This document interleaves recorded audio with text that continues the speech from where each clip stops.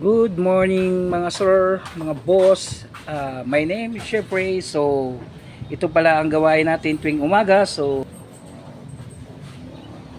pero i-arrange muna natin yung mga lamesa natin sa labas at saka upuan. Para pagdating ng 3 p.m. so, naka-ready na sila ang lahat, no? Ayan. So, konting papawis lang yan para naman ma-exercise yung katawan natin. Ayan, tingnan nyo naman yan.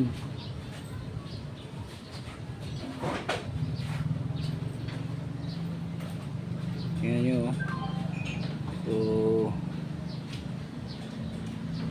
hindi natin bibiglayin, no, yung pagbubuhat. Siyempre, kailangan konting exercise lang para ma-stretch naman. Ayan.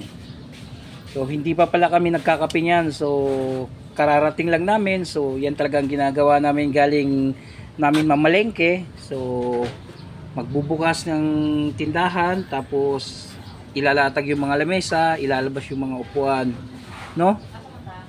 Tapos, ako, habang abala sa lalabas ng mga upuan at lamesa, ang misis ko naman ay nagtitimpla ng kape. No? So, next, lamesa. Ayan. So, itatabi-tabi lang natin sila para naman, may espasyo para pag nilabas natin yung ibang gamit natin. Ayan.